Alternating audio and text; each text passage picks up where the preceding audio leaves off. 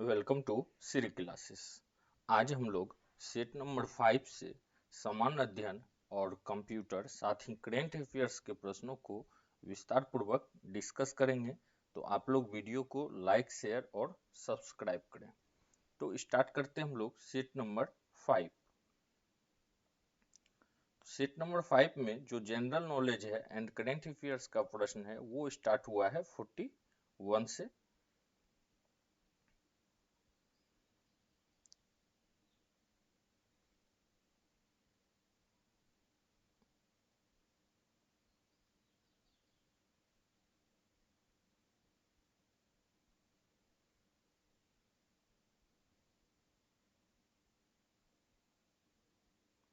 तो यहाँ से स्टार्ट होता है general knowledge and current affairs का प्रश्न। ठीक है, तो question number first, Gandhi ji ने डैश को करो या मरो का प्रसिद्ध भाषण दिए थे। ऑप्शन ए 23 मार्च 1942, ऑप्शन बी 24 सितंबर 1942, ऑप्शन सी 8 अगस्त 1942 और ऑप्शन डी 14 जुलाई 1942। तो यहाँ पे हो जाएगा ऑप्शन सी 8 अगस्त 1942। तो गांधी जी ने 8 अगस्त 1942 को करो या मरो का प्रसिद्ध भाषण दिए थे। तो अब हम लोग जानते हैं कि 1942 में कौन सा आंदोलन में दिए थे। तो ये आंदोलन का नाम था भारत छोड़ो आंदोलन। भारत छोड़ो आंदोलन। ठीक है, साथ में इसको हम लोग अगस्त क्रांति के भी नाम से जानते हैं। अगर कभी पूछ देगा आपको कि अगस्त क्रांति क्या है तो यही भारत छोड़ो आंदोलन क्या है, तो अगस्त क्रांति है। अब इससे हम लोग रिलेटेड कुछ प्रश्न को जानते हैं कि गांधी जी ने जो चंपारण सत्याग्रह किए थे, महात्मा गांधी के द्वारा जो चंपारण सत्याग्रह चलाया गया था, यह चलाया गया था 1917 ईस्वी में। चंपारण सत्याग्रह 1920 ईस्वी में असहयोग आंदोलन। ठीक है, उसी तरह जो है 1930 में सविनय अवज्ञा आंदोलन। तो यह आंदोलन गांधी जी का मुख्य आंदोलन सब था जिनको उन्होंने चलाए थे अंग्रेज के खिलाफ। तो सबसे पहला हम लोग जानते हैं कि चंपारण सत्याग्रह 1917 में चलाया गया था और असहयोग आंदोलन कब चलाया गया था, 1920 में, सविनय अवज्ञा आंदोलन 1930 में और भारत छोड़ो आंदोलन या अगस्त क्रांति 8 अगस्त 1942 को। नेक्स्ट देखते हैं हम लोग, साइमन आयोग के खिलाफ शांतिपूर्ण प्रदर्शन के दौरान लगी चोटों से डैश की मृत्यु हो गई। Option A Lala Lajpat Rai, option B Gopal Krishna Gokhale, option C Vipin Chandrapal और ऑप्शन डी बाल गंगाधर तिलक। तो यहाँ पे हो जाएगा ऑप्शन ए लाला लाजपत राय।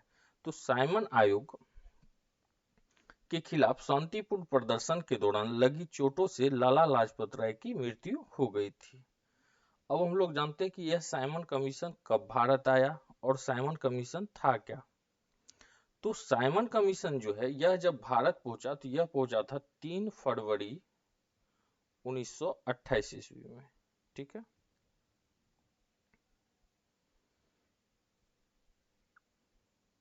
और इसके जो अध्यक्ष थे वह थे सर जॉन साइमन।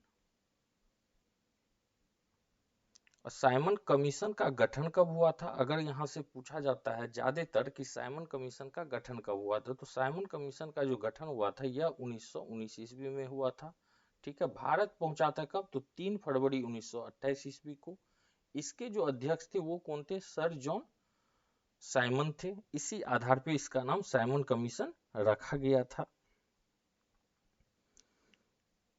और इसी का विरोध में लाला लाजपत राय जो लाहौर में साइमन कमीशन के विरोधी जुलूस का नेतृत्व करते समय पुलिस के लाठीचार्ज में लाला लाजपत राय की बुरी तरह से घायल हो गए और 30 अक्टूबर 1928 ईस्वी को उनका मृत्यु हो गई। नेक्स्ट देखते हैं हम लोग, अवध किसान सभा का गठन किस वर्ष हुआ था? ऑप्शन ए 1924 ईस्वी, ऑप्शन बी 1921 ईस्वी, ऑप्शन सी 1918 ईस्वी और ऑप्शन डी 1920 ईस्वी। तो यहाँ पे हो जाएगा ऑप्शन डी 1920 ईस्वी। अब हम लोग देखते हैं कि अवध किसान सभा का गठन जो है यह कब हुआ था? तो 17 अक्टूबर 1920 ईस्वी को, 17 अक्टूबर 1920 को।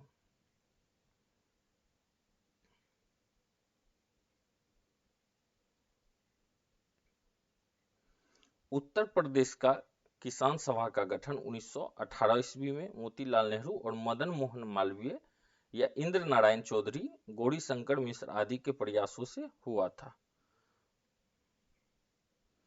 अब यहां से कुछ अलग क्वेश्चन को हम लोग जानते हैं कि अखिल भारतीय किसान सभा का गठन,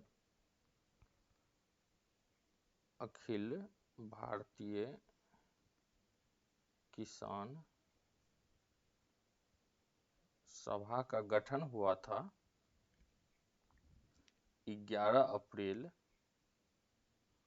1936 में। इसके जो अध्यक्ष थे स्वामी सहजानंद तथा महासचिव एनजी रंगा को चुने गए थे। अध्यक्ष थे इनके स्वामी सहजानंद। ठीक है, नेक्स्ट देखते हैं।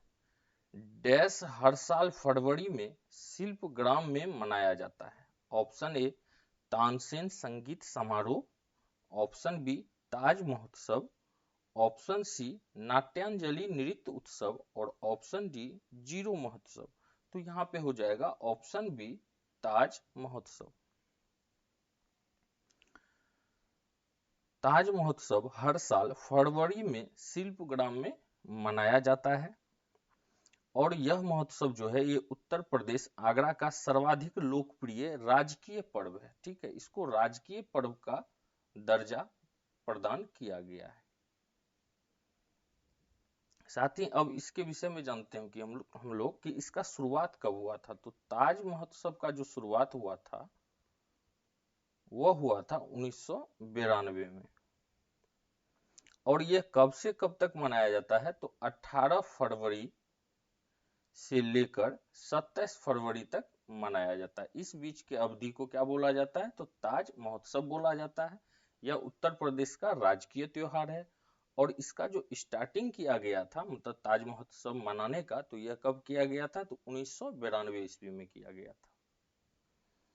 नेक्स्ट देखते हैं हम लोग। भारत के संविधान के भाग डैश में देश के भीतर व्यापार और वाणिज्य की स्वतंत्रता का प्रावधान है? Option A 10, option B 20, option C 15 और ऑप्शन डी 13। तो यहाँ पे हो जाएगा ऑप्शन डी 13। तो भारतीय संविधान के भाग 13 में देश के भीतर व्यापार और वाणिज्य की स्वतंत्रता का प्रावधान है। ठीक है, अगर आर्टिकल का बात किया जाए तो आर्टिकल नंबर हो जाएगा 301 से लेकर 307 तक। ठीक है, ये हो गया भाग और ये हो गया आर्टिकल। भाग 13 में प्रावधान है और 300 से लेकर 307 के बीच में व्यापार और वाणिज्य की स्वतंत्रता का प्रावधान दिया हुआ है। अब यहाँ पर जानते हैं कि भाग 10 जो ये दिया हुआ है, तो भाग 10 में क्या का उल्लेख है? तो भाग 10 में जनजातीय क्षेत्र का उल्लेख है। जनजातीय क्षेत्र का उल्लेख किया गया है। ठीक है, भाग 20 में जो है संविधान संशोधन का प्रावधान है। संविधान संशोधन का। ठीक है, और भाग 15 जो है इसमें निर्वाचन संबंधी प्रावधान दिया हुआ है। निर्वाचन, तो ध्यान में रखिएगा कि भारतीय संविधान के डैश भाग में देश के भीतर व्यापार और वाणिज्य की स्वतंत्रता का प्रावधान है। तो भाग 13 और आर्टिकल नंबर 301 से 327 तक। भाग 15 में निर्वाचन से संबंधित प्रावधान है। भाग 20 में संविधान संशोधन का प्रावधान है और भाग 10 में जनजातीय क्षेत्र का उल्लेख है।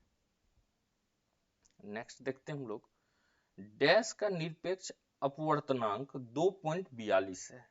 ऑप्शन ए पानी, ऑप्शन बी हीरे, ऑप्शन सी हवा और ऑप्शन डी क्राउन ग्लास।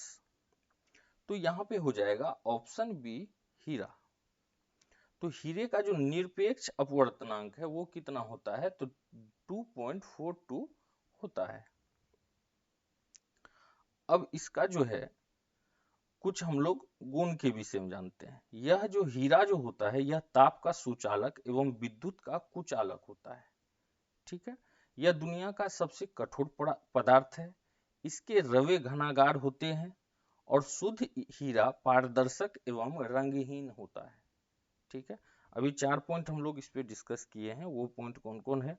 यह ताप का सुचालक और विद्युत का कुचालक होता है, पहला। दूसरा हो गया यह दुनिया का सबसे कठोर पदार्थ है। तीसरा, इसके रवे घनागार होते हैं। और चौथा, शुद्ध हीरा का पारदर्शक एवं रंगहीन होता है। जो शुद्ध हीरा होता है वो पारदर्शक होता है, साथ ही उसका जो है वो क्या होता है, रंगहीन होता है।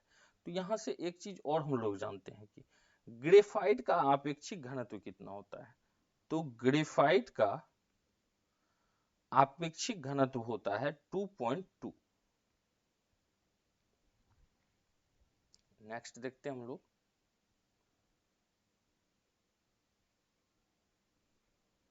निम्नलिखित में से कौन सा बांध मध्य प्रदेश में स्थित है। Option A Koyna, option B Tawa, option C Isapur और ऑप्शन डी उज्जैनी। तो यहाँ पे हो जाएगा ऑप्शन बी तवा। अब तवा बांध मध्य प्रदेश में स्थित है। तवा परियोजना जो है मध्य प्रदेश के होशंगाबाद जिले में तवा नदी पर निर्मित की गई है। ठीक है, कहाँ पे है, तो मध्य प्रदेश के होशंगाबाद जिले में इसको निर्मित किया गया। किस नदी पर, तो तवा नदी पर,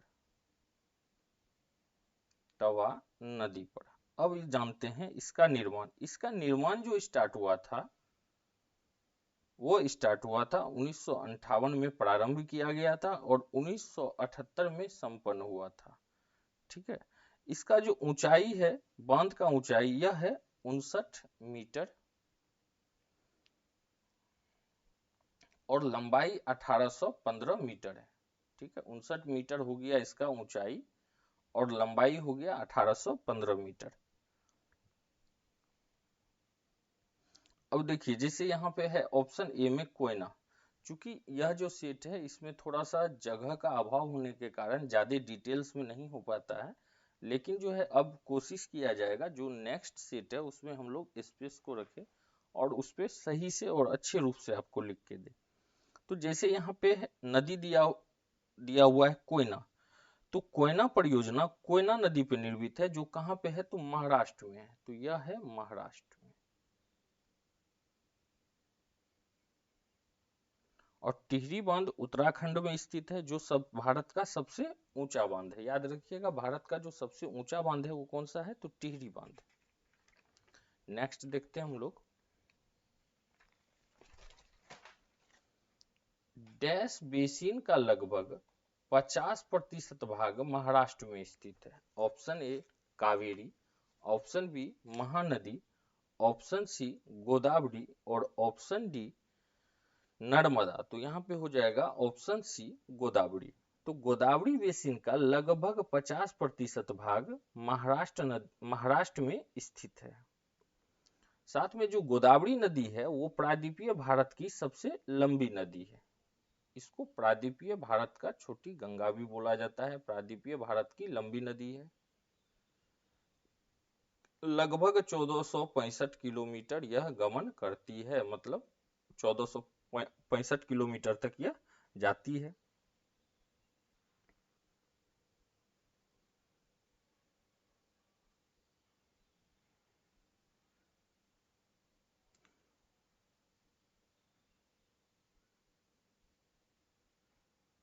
अब देखिए गोदावरी नदी का जो है उद्गम कहाँ से होता है, तो गोदावरी नदी का उद्गम यह होता है नासिक के त्र्यंबकेश्वर से। नासिक के त्र्यंबकेश्वर से। इधर भी हम लोग जान जाते हैं, जैसे कि यहाँ पे दिया हुआ है कावड़ी, तो कावड़ी नदी जो है यह ब्रह्मगिरी की पहाड़ी से निकलती है, ब्रह्मगिरी के पहाड़ी से निकलती है। उसी तरह यहाँ पे महानदी है, तो महानदी छत्तीसगढ़ में सिहवा पहाड़ी से निकलती है, छत्तीसगढ़ सिहवा पहाड़ी, ठीक है। और यहाँ नर्मदा है, तो नर्मदा जो है यह कहाँ से निकलती है, तो यह अमरकंटक से निकलती है, अमरकंटक। एक बार हम लोग इसको फिर से रिवाइज करते हैं कि डैश बेसिन लगभग 50% भाग महाराष्ट्र में स्थित है, तो गोदावरी नदी का 50% भाग महाराष्ट्र में स्थित है। प्रायद्वीपीय भारत की यह सबसे बड़ी नदी है, इसको छोटी गंगा के रूप में भी जाना जाता है। यह 1465 किलोमीटर गमन करती है, और इसका उद्गम कहाँ से होता है, तो नासिक के त्रिम्बकेश्वर से होता है। नर्मदा का उद्गम होता है अमरकंटक से, महानदी का उद्गम होता है छत्तीसगढ़ के सिवा पहाड़ी से, और कावेरी का उद्गम होता है ब्रह्मगिरी के पहाड़ी से, ठीक है। नेक्स्ट देखते हैं हम लोग, भारत में राष्ट्रीय जल मार्ग एक निम्न को शामिल करता है। ऑप्शन ए ब्रह्मपुत्र नदी का सदिया घुबड़ी खंड, ऑप्शन बी बराक नदी का असम मिजोरम खंड, ऑप्शन सी कोल्लम कोटापुरम पश्चिम तट नहर और चंपाकरा और उद्योग मंडल नहरों का विस्तार, और ऑप्शन डी गंगा भागीरथी हुगली नदी का हल्दिया इलाहाबाद खंड। तो यहाँ पे हो जाएगा ऑप्शन डी गंगा नदी भागीरथी हुगली नदी का हल्दिया इलाहाबाद खंड, ठीक है। अब जानते हैं इसका स्थापना, तो इसका जो स्थापना हुआ था यह हुआ था 1986 में। साथ में इसका जो कुल लंबाई है इसका 1620 किलोमीटर, और यह देश का सबसे बड़ा आंतरिक जलमार्ग है, आंतरिक जल मार्ग सबसे बड़ा, ठीक है। देखते हैं हम लोग नेक्स्ट प्रश्न को।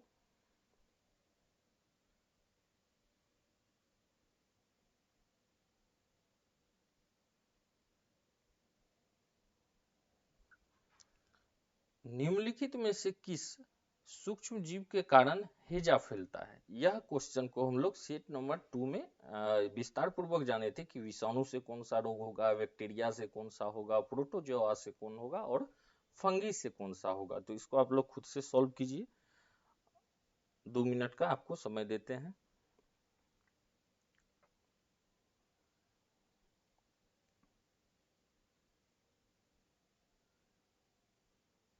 तो देखिए यहाँ पे हो जाएगा ऑप्शन बी जीवाणु। तो सूक्ष्म जीव जीवाणु के कारण क्या होता है, तो हैजा फैलता है, और हैजा के जीवाणु का नाम बियोब्रो कॉलरी है। यहाँ पे हम आपको लिख भी देते हैं।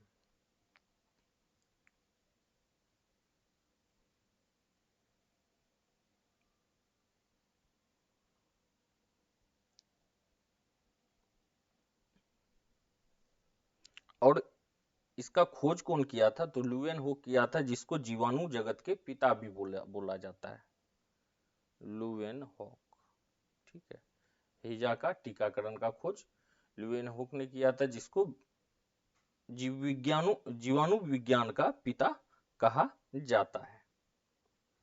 नेक्स्ट देखते हैं हम लोग, निम्नलिखित में से कौन सा कथन गलत है? ऑप्शन ए यकृत शरीर की सबसे बड़ी ग्रंथि है, ऑप्शन बी यकृत बाईं ओर उदर के ऊपरी हिस्से में स्थित है, ऑप्शन सी यकृत पित्त स्राव करता है, और ऑप्शन डी यकृत लाल भूरे रंग का होता है। तो यहाँ पे हो जाएगा ऑप्शन बी यकृत जो है बाईं ओर उदर के ऊपरी हिस्से में होता है, ठीक है। और इसका जो वजन होता है यह कितना होता है, तो इसका वजन होता है 1.5 से 2 kg के तक होता है, ठीक है। यकृत द्वारा पित्त स्रावित होता है, यकृत के द्वारा पित्त स्रावित होता है, यह पित्त आंत में उपस्थित एंजाइम की क्रिया को तीव्र कर देता है। तो पित्त का उत्पत्ति किसके द्वारा होता है? तो ध्यान में रखिएगा, यकृत के द्वारा ही पित्त का उत्पत्ति होता है। नेक्स्ट देखते हैं हम लोग, भारतीय संविधान का निम्नलिखित में से कौन सा अनुच्छेद धन विधेयक का विवरण देता है? Option A 127, option B 110, option C 95 और ऑप्शन डी 123। तो यहाँ पे हो जाएगा ऑप्शन बी 123। भारतीय संविधान का अनुच्छेद 110 धन विधेयक का विवरण करता है। ठीक है, धन विधेयक का जो निर्धारण है वह कौन करता है? तो वो करता है लोकसभा अध्यक्ष, लोकसभा अध्यक्ष। ठीक है, और धन विधेयक याद रखिएगा कि बार बार क्वेश्चन पूछा जाता है, धन विधेयक जो है कहाँ पे पेश किया जाता है? तो धन विधेयक राष्ट्रपति की सिफारिश पर सिर्फ लोकसभा में पेश किया जाता है। ठीक है, अब देखते हैं हम लोग, जैसे यहाँ दिया हुआ है आर्टिकल 127, तो आर्टिकल अनुच्छेद 127 में उच्चतम न्यायालय के तदर्थ न्यायाधीश की नियुक्ति का वर्णन है। न्यायाधीश की नियुक्ति कहाँ का? तो उच्चतम न्यायालय का, सुप्रीम कोर्ट का। अनुच्छेद 95 जो यहाँ पे दिया हुआ है, इसमें अनुच्छेद 95 में अध्यक्ष के पद के कर्तव्यों का पालन करने या अध्यक्ष रूप में कार्य करने का उपाध्यक्ष या अन्य व्यक्ति की शक्ति का वर्णन है, कि अध्यक्ष का जो है के रूप में जो कार्य करेगा, तो उपाध्यक्ष किस प्रकार से कार्य करेगा या उसका क्या शक्ति है, उसके विषय में वर्णन किया गया है। और आर्टिकल 123 जो है, तो आर्टिकल 123 में संसद के विश्रांति काल में अध्यादेश पारित करने का राष्ट्रपति का शक्ति का वर्णन किया गया है। जब संसद विश्रांति काल में रहेगा तो उस समय राष्ट्रपति अध्यादेश देके वर्क कर सकता है। ठीक है,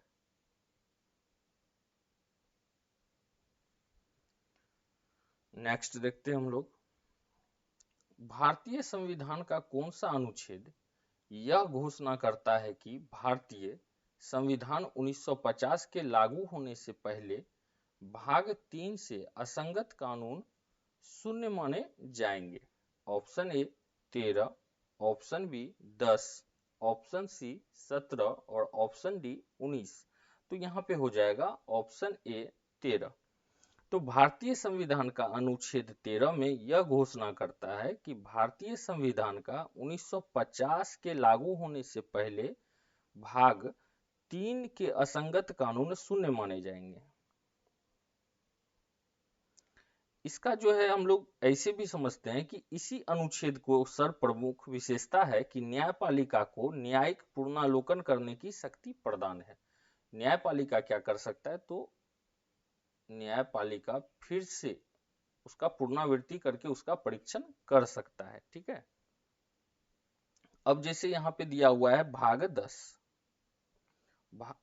आर्टिकल 10, आर्टिकल 17, आर्टिकल 19। तो यहाँ पे दो आर्टिकल के विषय में आपको समझाते हैं। तो आर्टिकल 70, आर्टिकल 70 का अर्थ है अस्पृश्यता का प्रतिबंधित किया गया है,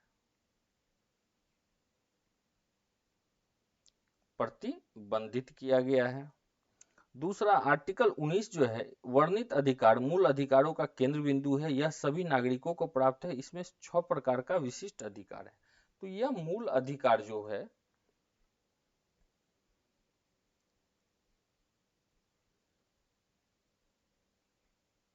यह मूल अधिकार की श्रेणी में आता है। 11 से 35 तक सभी को हम लोग पिछले सेट में भी इसके विषय में डिस्कस किए थे। और मूल अधिकार के क्षेत्र में इसमें जो है 6 कॉलम है जो कि सभी व्यक्तियों के लिए समान है। तो मेन जो है यहाँ पर हम 13 समझ जाते हैं कि आर्टिकल 13 में क्या है, तो न्यायिक पुनरावलोकन का शक्ति प्रदान करता है। ठीक है, नेक्स्ट देखते हैं हम लोग, मुकदमा या केस में जिस व्यक्ति पर आरोप लगाया गया है उसे कहा जाता है? Option A accused, option B criminal, option C appellant और ऑप्शन डी एक्विडेंट। तो यहाँ पे हो जाएगा ऑप्शन ए, उसको एक्यूज्ड बोला जाता है।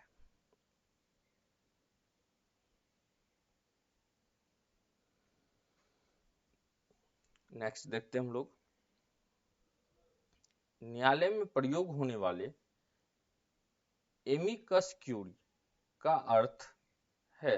ऑप्शन ए अदालत के बाधक तत्व, ऑप्शन बी अदालत के आधारभूत नियम, ऑप्शन सी अदालत के निम्न तबके के कर्मचारी और ऑप्शन डी अदालत के मित्र। तो यहाँ पे हो जाएगा ऑप्शन डी अदालत के मित्र। एमिकस क्यूरी को का क्या अर्थ है? अदालत के मित्र। नेक्स्ट देखते हैं हम लोग, केंद्रक और कोशिका झिल्ली के बीच मौजूद जेली जैसा पदार्थ को क्या कहा जाता है? ऑप्शन ए फुफ्फुसीय, ऑप्शन बी उल्ब, ऑप्शन सी कोशिका द्रव और ऑप्शन डी कर्णीय। तो यहाँ पे हो जाएगा ऑप्शन सी कोशिका द्रव। अब देखिए कोशिका, सॉरी, इसके विषय में हम लोग थोड़ा सा जानते हैं। केंद्रक और कोशिका झिल्ली के बीच मौजूद जेली जैसे पदार्थ को क्या बोला जाता है? तो कोशिका द्रव बोला जाता है।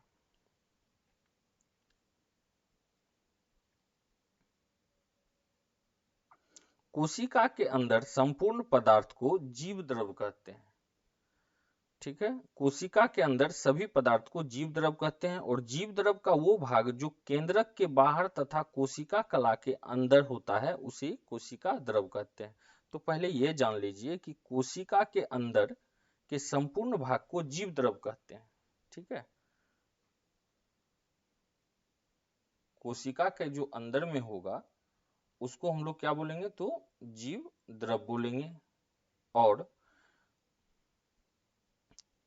जीव द्रव का वो भाग जो केंद्रक के बाहर तथा कोशिका कला के अंदर होता है उसे कोशिका द्रव कहते हैं। नेक्स्ट देखते हैं हम लोग, भारतीय संविधान के किस अनुच्छेद में यह प्रावधान किया गया है कि राष्ट्रपति की सहायता करने और उसे सलाह देने के लिए प्रधानमंत्री की अध्यक्षता वाली एक मंत्री परिषद होगी, जिसकी सलाह के अनुसार राष्ट्रपति अपने कार्यों का निर्वहन करेंगे? ऑप्शन ए अनुच्छेद 72 भाग 1, ऑप्शन बी अनुच्छेद 79(1), ऑप्शन सी अनुच्छेद 74(1) और ऑप्शन डी अनुच्छेद 73(1). तो यहाँ पे हो जाएगा ऑप्शन सी अनुच्छेद 74 का 1। तो भारतीय संविधान के 74 का 1 में अनुच्छेद में यह प्रावधान किया गया है कि राष्ट्रपति की सहायता करने और उसे सलाह देने के लिए प्रधानमंत्री की अध्यक्षता वाली एक मंत्री परिषद होगी, जिसकी सलाह के अनुसार राष्ट्रपति अपने कार्य का निर्वहन करेंगे।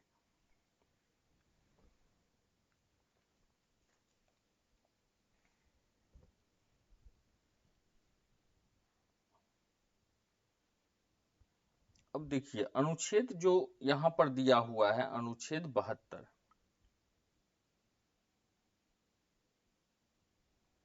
और अनुच्छेद 73 और अनुच्छेद 79, तो इसको जो है आप लोग लूसेंट बुक से देखिए, क्योंकि यहाँ पर स्पेस कम है जहां पर इसका विस्तार पूर्वक डिस्कशन करना थोड़ा सा टफ है। तो हम इसके आधार पे आपको बता दिए कि अनुच्छेद 74 का ए। नेक्स्ट देखते हैं हम लोग, नए राज्यपाल और राज्य का कौन सा युग्म सही नहीं है? Option A Maharashtra Ramesh Bais, option B Assam Gulab Chand Kataria, option C Chhattisgarh Vishwabhushan Harishchandra, option D Manipur Lal Ganesan. तो यहाँ पे हो जाएगा ऑप्शन डी मणिपुर लाल गणेशन। तो ये मणिपुर के जो अभी वर्तमान में है वो है अनुसुईया उड़के।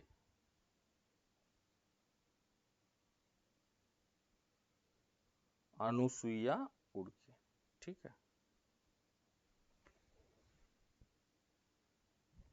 नेक्स्ट देखते हैं हम लोग, फरवरी 2023 में हरित बॉन्ड जारी करने वाला देश का पहला नगर निगम कौन बना? Option A Nagpur, option B Patna, option C Thiruvananthapuram और ऑप्शन डी इंदौर। तो यहाँ पे हो जाएगा option D Indore.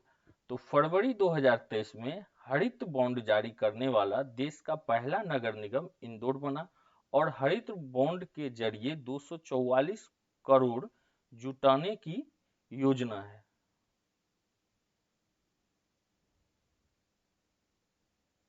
Next and last प्रश्न हम लोग देखेंगे समान अध्ययन से। 29 फरवरी 2013 को ऑस्ट्रेलियन ओपन महिला एकल खिताब किसने जीता? Option A Rybakina, option B Naomi Osaka, option C Ashleigh Barty और ऑप्शन डी सवालेंका। तो यहाँ पे हो जाएगा ऑप्शन डी सवालेंका। और एक चीज और भी जान जाइए, ये नाओमी ओसाका जो है यह क्या हुआ तो 10वीं बार ऑस्ट्रेलियन ओपन का खिताब जीती थी। 10वीं बार ऑस्ट्रेलियन ओपन का खिताब जीती है 2023 का। तो अब हम लोग सॉल्व करते हैं कंप्यूटर के प्रश्न को।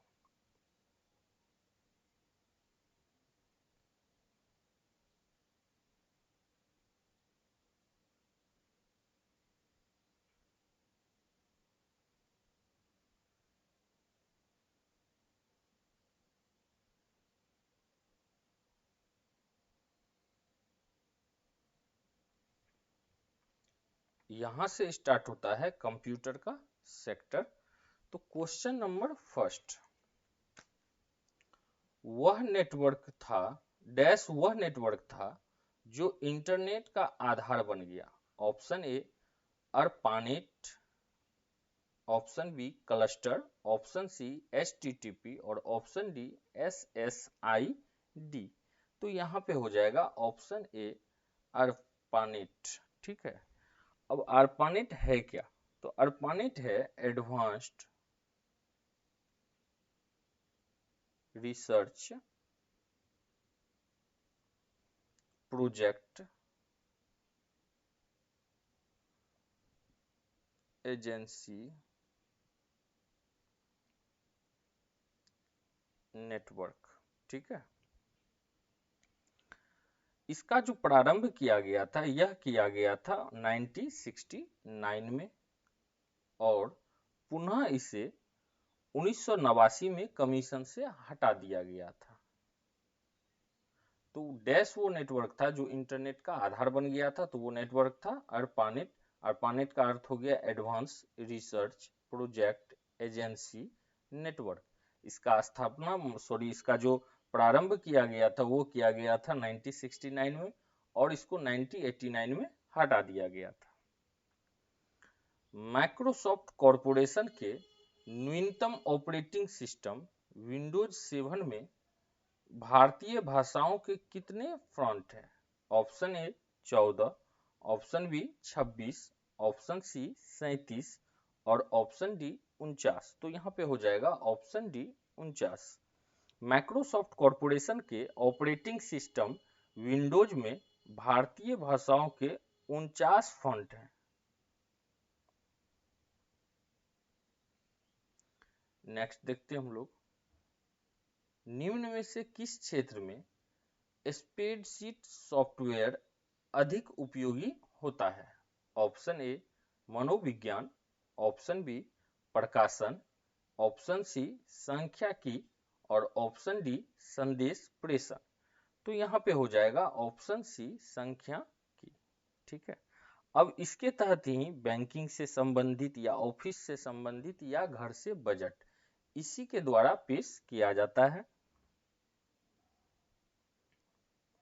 नेक्स्ट देखते हैं हम लोग, निम्नलिखित में से कौन सी दूर संचार की मूल जुड़ी सेवा नहीं मानी जाती है? Option A electronic mail, option B SDT, option C fax और ऑप्शन डी रेडियो पेजिंग सेवा। तो यहाँ पे हो जाएगा ऑप्शन ए इलेक्ट्रॉनिक मेल। तो इलेक्ट्रॉनिक मेल अर्थात ईमेल ठीक है, दूर संचार की मूल जुड़ी सेवा नहीं मानी जाती है। इस चीज को ध्यान में रखें। नेक्स्ट देखते हैं हम लोग, HR में HR किसके लिए है? Option A handling regulation, option B happy रेमुलेंस, ऑप्शन सी हॉरिजॉन्टल रूल और ऑप्शन डी हॉरिजॉन्टल डिवाइडर्स। तो यहाँ पे हो जाएगा ऑप्शन सी हॉरिजॉन्टल डिवाइडर्स।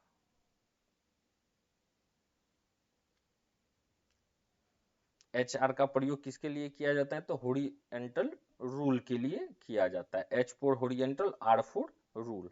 ठीक है, नेक्स्ट देखते हैं हम लोग, निम्नलिखित में से कौन सा स्प्रेडशीट का एक उदाहरण है? Option A Microsoft Word, option B Microsoft Excel, option C Microsoft Outlook और option D Microsoft PowerPoint. तो यहाँ पे हो जाएगा ऑप्शन बी माइक्रोसॉफ्ट एक्सेल। अब माइक्रोसॉफ्ट में एक्सेल के विषय में हम लोग बार बार डिस्कस करते हैं और चूंकि इससे तो प्रश्न रहेगा ही रहेगा। अब देखिए, इसमें जो वर्कशीट को रो और कॉलम में विभाजित किया जाता है। रो और कॉलम का जो मिलान बिंदु है उसको क्या बोला जाता है? तो सेल बोला जाता है। ठीक है, इस आधार पे देखिए, साथ में हम लोग जानते हैं कि वर्कशीट में कितना होता है? तो 10,48,576 रो, 48,576 रो और कॉलम की संख्या है 16,384। नेक्स्ट देखते हैं हम लोग, निम्नलिखित में से कौन सा एकल चिप आधारित उपकरण है जो अपने आप में एक पूर्ण प्रोसेसर है और अंकगणित और तार्किक संचालन करने में सक्षम है? तो option A micro processor, option B multi processing, option C modem और ऑप्शन डी ऑपरेटिंग सिस्टम। तो यहाँ पे हो जाएगा ऑप्शन ए माइक्रो प्रोसेसर। तो माइक्रो प्रोसेसर एकल चिप आधारित उपकरण है जो अपने आप में एक पूर्ण प्रोसेसर है और अंकगणित और तार्किक संचालन करने में सक्षम है। और मैक्रो प्रोसेसर को हम लोग सेंट्रल प्रोसेसिंग यूनिट अर्थात CPU चिप के नाम से भी जानते हैं। CPU चिप के नाम से भी जानते हैं। इसको कंप्यूटर का क्या बोला जाता है? तो ब्रेन बोला जाता है। इसको सिस्टम का ब्रेन बोला जाता है। और इसका जो सबसे पहले बनाया गया था माइक्रो प्रोसेसर, वो कब बनाया गया था? तो 1970 ईस्वी में बनाया गया था। नेक्स्ट देखते हैं हम लोग, निम्नलिखित में कौन सा ई शॉपिंग वेबसाइट नहीं है? Option A www.pfere.com, option B www.flipkart.com, option C www.twitter.com और ऑप्शन डी www.jobong.com। तो यहाँ पे हो जाएगा ऑप्शन सी। शेष जो है यह क्या है? सभी ई शॉपिंग वेबसाइट है, जबकि ट्विटर क्या है? www.twitter.com यह एक सोशल मीडिया प्लेटफॉर्म है।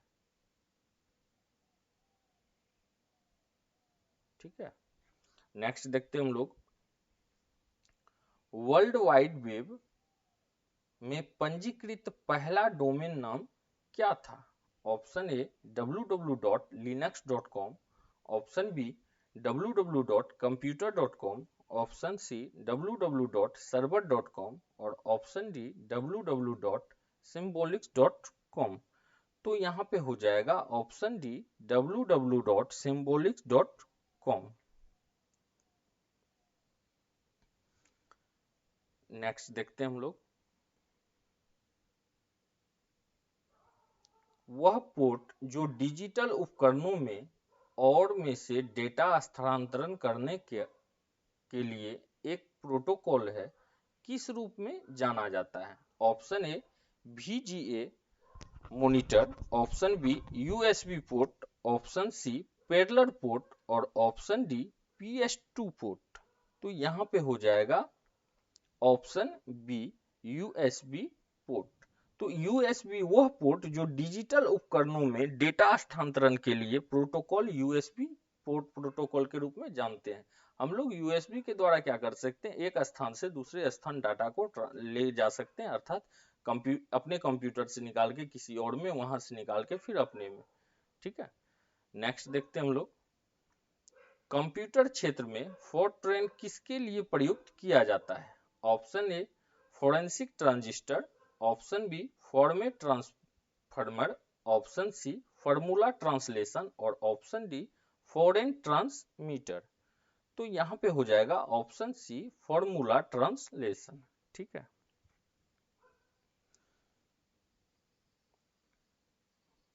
तो कंप्यूटर क्षेत्र में फोर्ट्रेन फार्मूला ट्रांसलेशन के लिए प्रयुक्त किया जाता है। फोर्ट्रेन जो है यह बीजगणित पर आधारित प्रोग्रामिंग भाषा है। किस पे आधारित? तो बीजगणित पे आधारित।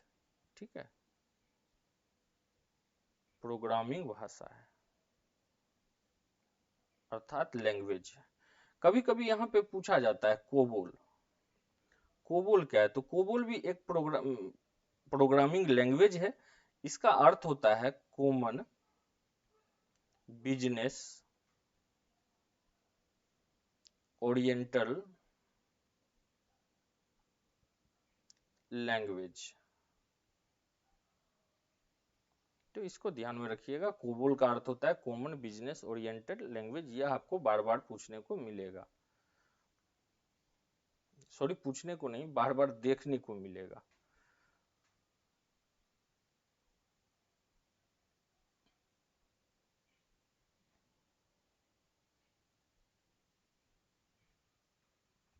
तो नेक्स्ट देखते हैं हम लोग, शब्द आर्टिफिशियल इंटेलिजेंस किसने गढ़ा? Option A John McCarthy, option B David Bedley, option C John Berger और ऑप्शन डी चार्ल्स बेचमैन।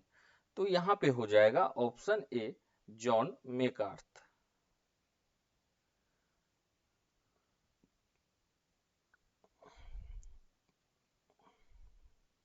इनको फादर ऑफ इंटेलिजेंस का, father of AI John McCarthy को बोला जाता है। एआई के तहत 3 प्रोसेस होते हैं। तो पहला हो जाता है लर्निंग, दूसरा हो जाता है रीजनिंग और तीसरा है सेल्फ करेक्शन। ठीक है, नेक्स्ट देखते हैं हम लोग, पेरिफेरल आईओ में कितने आउटपुट पोर्ट होते हैं? Option A 512, option B 264, option C 24 और ऑप्शन डी 256। तो यहाँ पे हो जाएगा ऑप्शन डी 256। पेरिफेरल आईओ में कितने आउटपुट होते हैं? तो 256 होते हैं।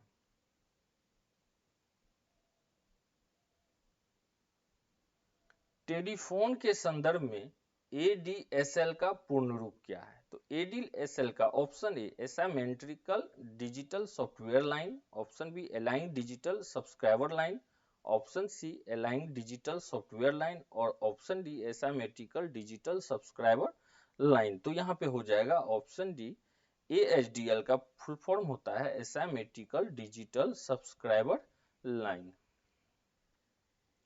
एंड लास्ट प्रश्न को देखेंगे हम लोग, कंप्यूटर के क्षेत्र में LIFO का पूर्ण रूप क्या है? Option A left in first out, option B last in first out, option C last in finish out और option D last in first out. तो यहाँ पे हो जाएगा option D last in first out. ठीक है, इसी तरह आपसे जैसे यहाँ पर पूछेगा LAN का क्या अर्थ है? तो लोकल एरिया नेटवर्क। ठीक है, LSD का क्या अर्थ होगा? तो LSD का अर्थ है लिस्ट सिग्निफिकेंट डिजिट। तो इसी तरह हम लोग सेट नंबर 5 को डिस्कस किए। तो आप लोग वीडियो को लाइक, शेयर और सब्सक्राइब करें। धन्यवाद, मिलते हैं एक नए सेट के साथ।